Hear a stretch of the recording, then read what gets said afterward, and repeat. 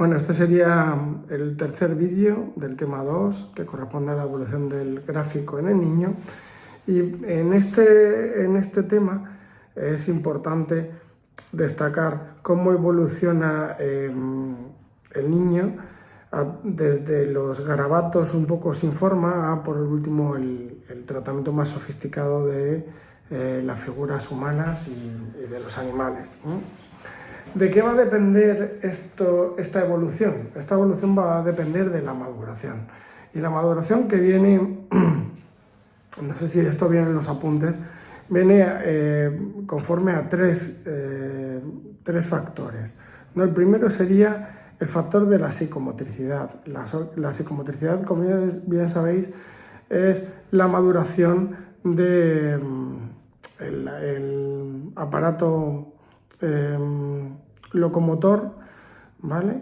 Y hay dos tipos de psicomotricidad, que sería la gruesa y la fina. La gruesa un poco controla los movimientos un poco más vastos, como podría ser caminar, por ejemplo, y la fina es la que se encarga de los movimientos de los dedos, de la percepción, ¿vale? Y de los movimientos mucho más, más específicos y más, como dice la palabra, finos.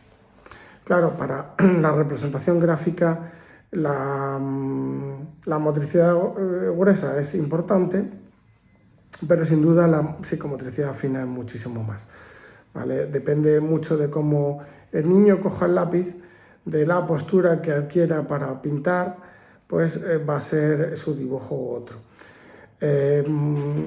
Esto, claro, también nos influye si el niño presenta algún tipo de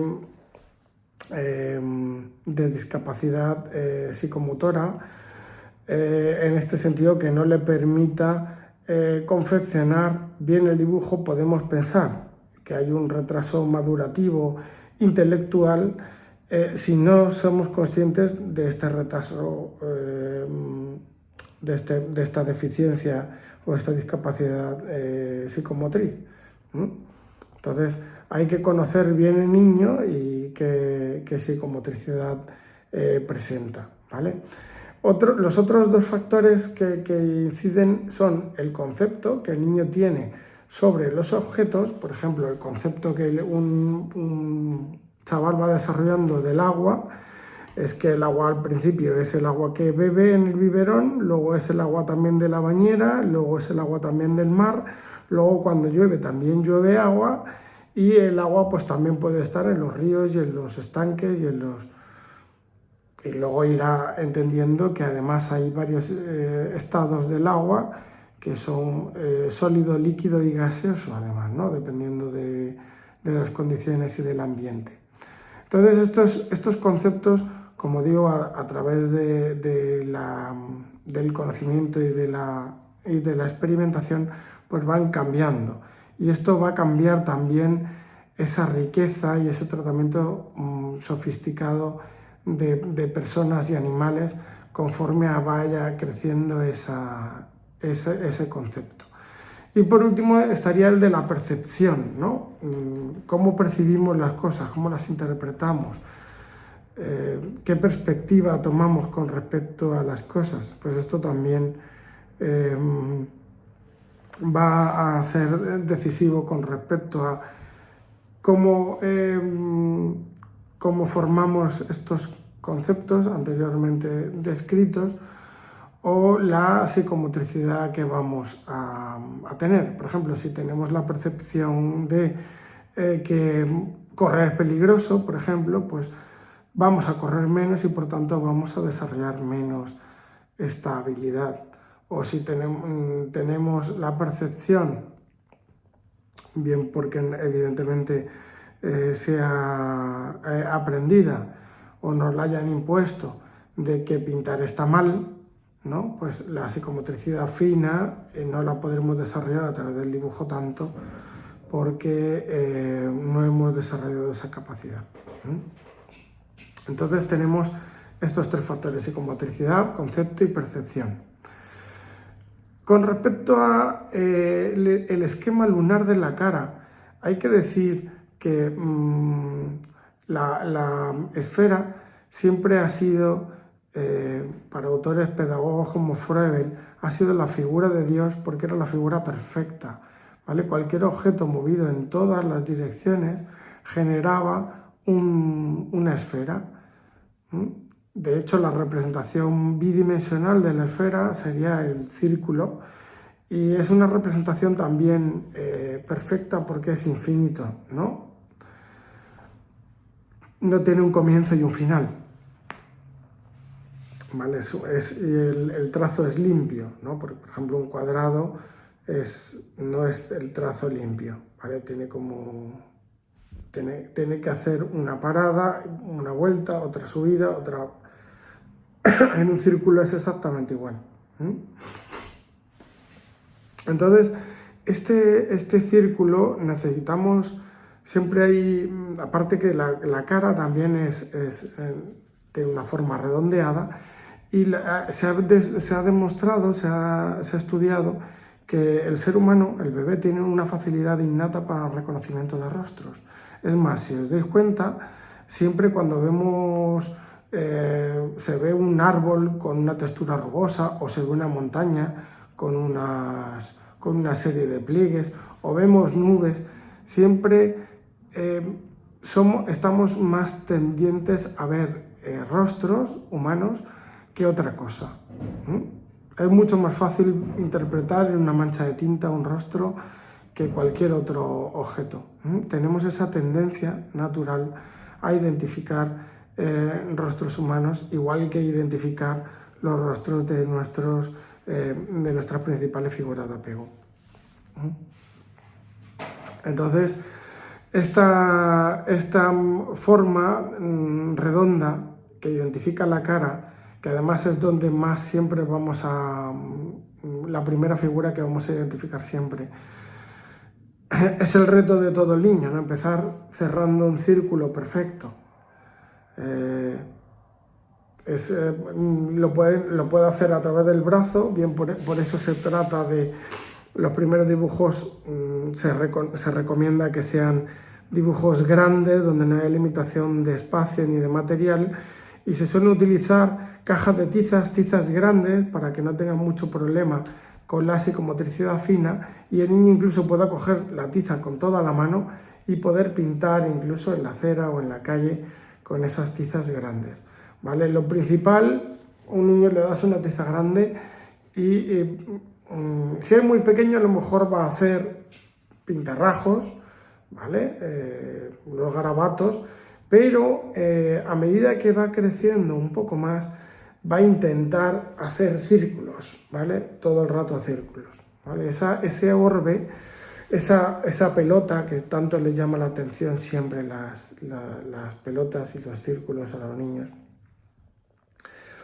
es lo primero que van a identificar, y por tanto los primeros dibujos de figura humana se van a centrar casi exclusivamente en la cara. La cara va a ser todo a través de círculos, va a ser una cara con 2 círculos de ojos y un círculo de boca. Y normalmente los círculos de ojos y de boca van a estar vacíos, ¿vale? Porque no hay detalles todavía, no hay contenidos, no hay concepto, no se entiende el porqué del pelo, o el porqué de la nariz, o el porqué de la boca, de los dientes, de la lengua, ¿vale? Irá viniendo después con ese proceso de maduración, y una vez que se va comprendiendo el sentido, pues irá perfeccionándose ese detalle, ¿vale? Como hemos dicho, lo más importante al principio es el tema de lo que el niño está hablando, que sería la perspectiva que el niño toma sobre un tema u otro. Pues ahora voy a hablar sobre mi familia, o voy a hablar sobre mi cole, o mi clase, o yo, o el viento, o lo que el niño quiera. Y luego ya irá fijándose cada vez más en esos detalles, como yo digo, como he mencionado anteriormente, cuando vaya adquiriendo esos conceptos y esa percepción, y vaya adquiriendo mayor maduración en esa psicomotricidad fina, pues irá perfeccionando sus movimientos, y cada vez mostrando más detalles y más conceptos. Con respecto a esa maduración de psicomotriz fina, irán mejorando evidentemente su precisión a la hora también de percibir, de darse cuenta cómo son las cosas y entender para qué son, que es nuevamente el concepto. Irá precisando más, identificando más, con más colores, identificando incluso a cada persona con un rasgo o atributo significativo, y ese será al final el simbolismo, ¿no? Irá cogiendo símbolos en representaciones simbólicas significativas de cada uno e irá poniéndolo en ese dibujo, irá representando lo más importante del elefante, lo más importante de un gato, lo más importante de una persona, irá cada vez haciéndolo más preciso.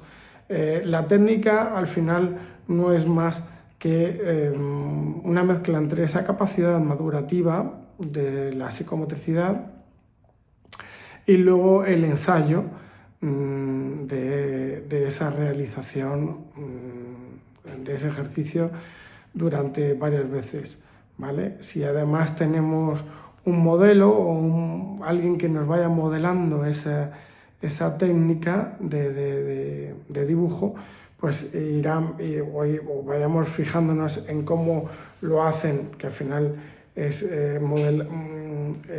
modelado también cómo lo hacen otras personas, vamos aprendiendo y va mejorándose esa técnica. Como hemos dicho, la perspectiva juega un papel muy importante. Pasamos de tener un plano bidimensional, como los dibujos egipcios, a ser tridimensional, a representar calles con fondo, a representar mesas ya no solo de 2 patas, sino que empiezan a tener 4 patas.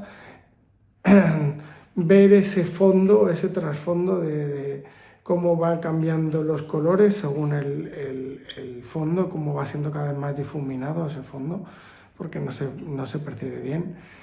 Y realmente la motivación que va teniendo el niño y las ganas de acabar, esa impronta, ¿no? del menor en su dibujo, cómo queda reflejado en su dibujo.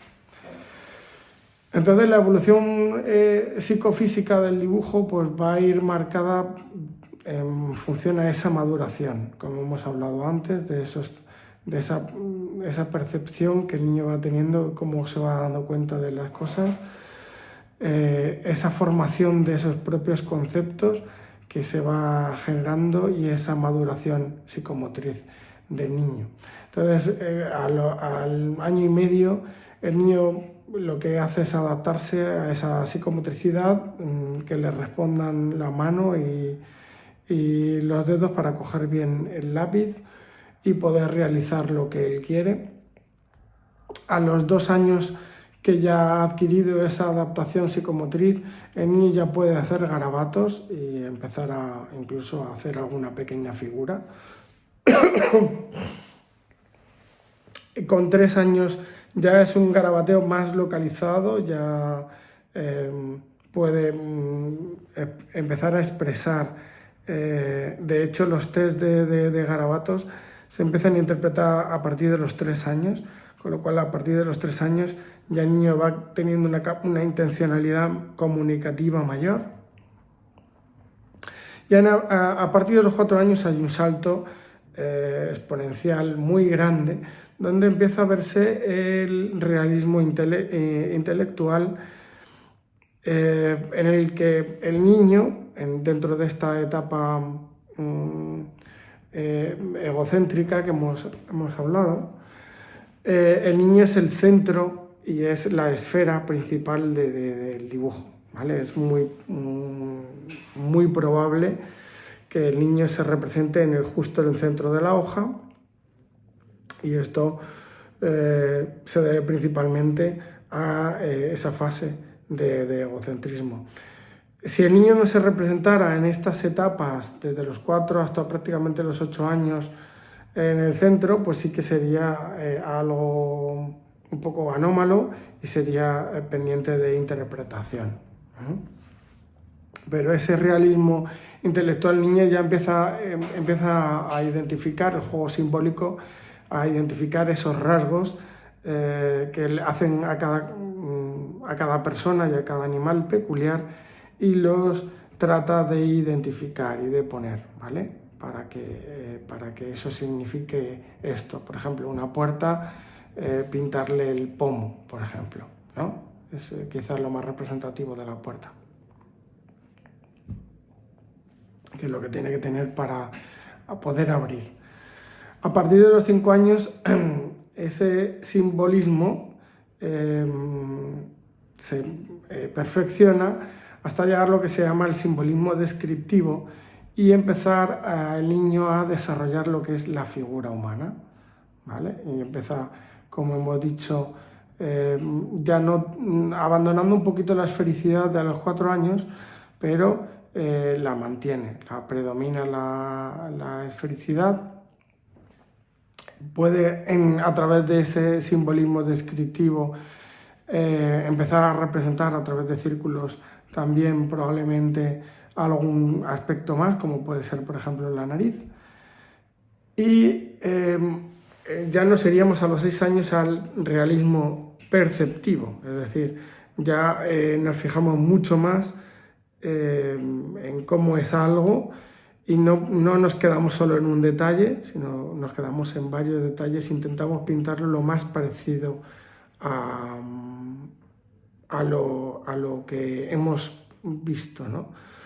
A los 7 años empezamos a ser conscientes de las diferencias sexuales entre los chicos y las chicas, y empezamos a marcar esas diferencias, ¿no? Pues ya los chicos llevan pantalones, las chicas llevan falda, las chicas pues tienen los labios pintados, el pelo largo, llevan a lo mejor una serie de complementos como pueden ser collares, ¿no? O los hombres llevan cinturón y llevan zapatos, las mujeres llevan tacón, por ejemplo. Esas son características físicas y complementos y esas diferencias sexuales típicas que se pueden representar o se suelen representar en los 7 años. En los 8 años predominan lo que son los roles y el entorno social, roles como pueden ser, por ejemplo, pues el de profesor, el de bombero, el de policía. Empiezan, como hemos dicho, empiezan a salir de ese, ¿veis? 8 años, empiezan a salir de ese egocentrismo, del de representarme yo primero, para darse cuenta que hay una sociedad entera y una sociedad que está además estratificada en función de profesionalidades en este caso, o puede ser también en función de posición social. Supongo yo que, por ejemplo, en el antiguo Egipto pues estaban los esclavos, los escribas, los sumos sacerdotes, los guerreros, y los niños pintarían en función de esa representación social. Entonces es esa estructura social la que les destaca, la que le llama la atención después de esa descentralización de los 8 años, y empiezan a plasmarla. A partir de los 9 años ya cada vez hay más, está mejorando más la psicomotricidad, está perfeccionándose la técnica, y entonces empezamos a cuidar mucho más la proporción, los tamaños, los entornos, es decir, a vestir. Si estamos en un bosque, pues vestir el bosque, lo que hay en el bosque, ¿no? Si estamos en un colegio, pues lo que hay en el colegio, ese entorno, con cada vez más detalles bien proporcionados. A partir de los 10 años seguimos evidentemente con el perfeccionamiento, pero ya el niño es capaz de mostrar tanto la bidimensionalidad como la tridimensionalidad, ¿vale? El niño es capaz de pintar mesas, sombras, las calles tridimensionales, algo que, bueno, que no había podido percibir hasta el momento, no se había dado cuenta de que más allá del plano del aquí y el ahora hay algo más en el fondo. Eso es lo que el niño empieza a los 10 años a intentar representar. A los 11 años no deja de ser lo mismo, un perfeccionamiento de esa tridimensionalidad, pero poniendo especial énfasis quizás en la geometría. Quizás porque también empiezan a verlo en clase, las figuras geométricas, pero se empieza a dar un interés a respetar por esta tridimensionalidad y esta geometría, ¿no? Empiezan a verse donde hay cubos, donde hay pirámides, donde hay prismas, y se empieza a cuidar la luz, se empieza a cuidar esa sombra. A los 12 años se hace hincapié en el desarrollo sexual, empiezan algunos niñas sobre todo cada vez antes empiezan a adelantar su menstruación y empieza a tener ese despertar sexual, ese despertar por ese conocimiento y a plasmar ese desarrollo sexual tanto en niños como en niñas. Normalmente niños con el crecimiento de vello púbico y el crecimiento de vello en axilas, y las niñas pues con esos primeros sangrados, aumento de pecho, enrojecimiento también de labios o aumento de labios. Esos son los mayores factores que puedan tener, ¿no? A lo mejor los chicos se ven más fuertes, pues las chicas van cogiendo forma de mujer, y eso es el hincapié de ese desarrollo sexual que van a hacer los niños de 12 años. A los 13 años es cuando se alcanza, se supone que ya la melinización del cerebro es total, y es cuando se alcanza la plenitud de capacidad, por lo menos psicomotriz, que no de percepción, ni de técnica, ni por supuesto de concepto. Esto es algo que se sigue mejorando, ¿vale? Se perfecciona mucho más, se empiezan a hacer dibujos con movimiento, ¿vale? Donde hay escenas ya de movimiento, con escenas mucho más realistas, incluso de la vida cotidiana, ¿vale?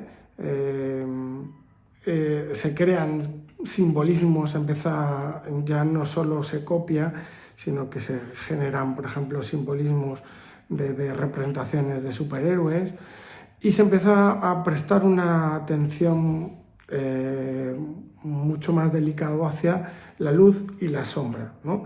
De dónde viene la luz y de dónde viene la sombra. Ya no es un todo vale, no es. Antes a lo mejor sí se podía proyectar sombra, por ejemplo desde los 10 años, o incluso, desde los 10 años, pero a lo mejor la sombra no se correspondía con el foco de luz necesariamente, ¿vale? O se intentaba representar algo de forma tridimensional, pero efectivamente no. A lo mejor a un perro pues se le pone con 5 patas, o las patas mucho más pequeñas de lo que debería de ser, ¿vale? Esa proporcionalidad todavía no está bien tomada, pero ya a partir de los 13 años ya sí se empieza a afinar muchísimo más esa proporcionalidad, esa profundidad, ese realismo y ese paralelismo entre la luz y la sombra. Bueno, pues hasta aquí con el tema número 2. Espero que os haya gustado y nos vemos en el siguiente vídeo.